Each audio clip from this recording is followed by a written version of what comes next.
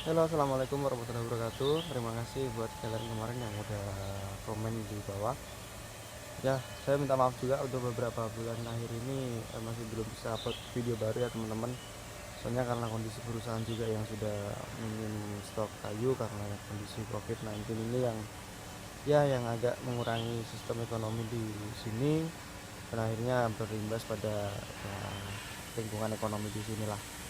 Oke, kemarin ada yang sempat tanya banyak komen-komen di bawah juga, eh, banyak nanya sih, Mas gimana sih kalau misalkan kita beli kayu untuk akhir tahun, gimana untuk spesifikasinya, kalau kayu itu jelek gimana kan, kalau ya makanya di sini kita akan bahas kekurangan-kekurangan kayu atau log ya yang dari perhutani ya teman-teman ya.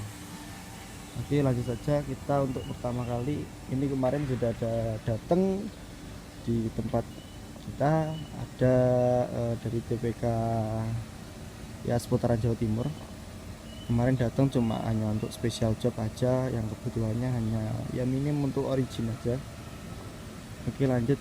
Di sini tak kasih tahu dulu ya, untuk special jobnya untuk kali ini kita datengin kayu dari TPK yang ukurannya size nya agak lumayan panjang dan sesuai surat sih, lumayan bagus untuk kualitasnya, sesuai surat sih, tapi nanti akan kita cek fisiknya ya, karena juga kondisi kayunya ya mungkin agak feminim, agak kurang-kurang gimana gitu ya. Oke, nanti kita bahas.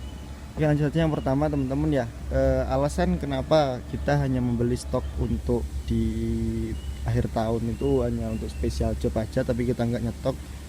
Yang pertama alasannya biasanya tuh karena kondisi kayu teman-teman ya. Kondisi kayu kalau di akhir tahun tuh biasanya kan udah tutup buku ya istilahnya kalau di perhutani ya mungkin. Nah, karena kondisi-kondisi kayu sisa atau mungkin kayu afkir atau mungkin sisa lelangan atau mungkin kayu-kayu lebih dan lain-lain. Nah, di situ banyak sekali kekurangannya untuk teman-temannya.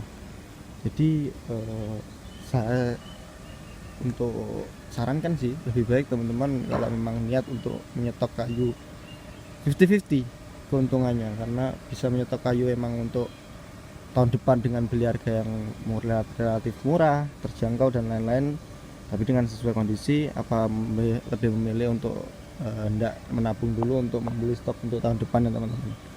Kekurangannya sih paling banyak di fisik kayu sih ya. Untuk kondisi kayu biasanya kalau kayu akhir tahun itu kondisi badan kayunya itu mungkin udah menghitam, sedikit menghitam ya teman-teman. Dan kemungkinan banyak karena akhir tahun itu musim hujan, kebanyakan kayu itu akan tertimbun, terendam air ya kan, mungkin tertimbun tanah, dedaunan dan lain-lain, dan yang mengakibatkan kondisi fisik kayu itu ya relatif lebih rendah. Dan yang terakhir adalah kondisi-kondisi jamur ya teman-teman ya, kondisi jamur. Dan yang paling akhir dalam segi administratif adalah kondisi stok fisik atau keterangan data di kayu yang mungkin sudah mulai minim ya, contohnya seperti ini teman-teman. Ini masih cukup jelas angka-angkanya, tapi mungkin ada di bagian lain yang sudah karena kondisi alam ya, seperti tertimbun, terendam air, terus kondisi cuaca juga dan lain-lain, jamur dan lain-lain, itu mengakibatkan yang namanya stok ini tuh agak tertutup teman-teman, atau agak kusam, agak hilang, dan nomor-nomor coupling dan nomor-nomor itu sudah mulai kusam.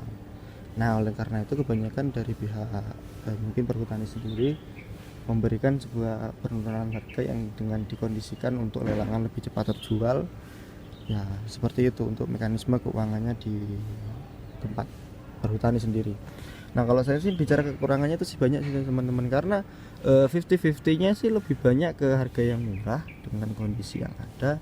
Mungkin nanti ini bisa diperbaiki lagi untuk segi mebelannya, untuk segi pengolahan dan penyimpanan kayu yang mungkin yang lebih baik. Tapi karena ini kita sedikit bahas di tempat kita, nah nanti akan saya kasih tahu untuk penanganannya. Nah, jadi teman-teman, ini contohnya ya, ini contohnya misalkan saya ambil contoh yang ini. Kayu panjang 3,5 meter ini dengan diameter mungkin yang sekitar 40 sampai 50 cm. Ini kemarin cuma ditaruh aja teman-teman ya, langsung di tanah. Ditaruh langsung di tanah. Kenapa kan itu? Karena yang kemarin kondisinya mumpung panas dan kita agak terburu-buru untuk titik pengamplingannya, jadi kita spesifikasikan untuk interval 350 atau 300 sampai 350 dengan diameter yang campur. Nah karena ini special job kita timbun di sini.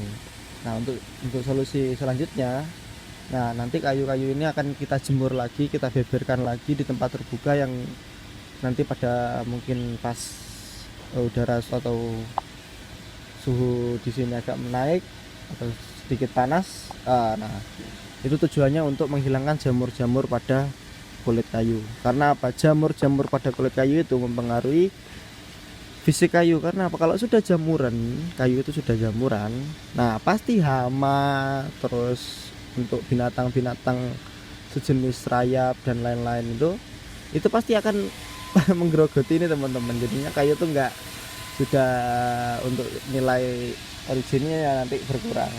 Nah oleh karena itu tetap kulit kita pakai, kita manfaatkan ini dan kita tempatkan yang lebih baik. Nah untuk yang kedua, penanganannya nanti setelah kita taruh di panasan, kita jemur mungkin 1-2 hari kalau panas juga cuacanya ya, lalu kita tumpuk lagi sesuai dengan sortimen yang ada. Nah seperti itu. Jadi untuk kurang lebihnya ya mungkin itu teman-teman untuk video kali ini. Jangan lupa nanti teman-teman kalau ada yang kurang silahkan komen di bawah, nanti akan kita bahas next lagi ya. Oke, jadi terima kasih, jangan lupa like juga di postingan ini. Terima kasih, akhir salam saya sampaikan. Assalamualaikum warahmatullahi wabarakatuh.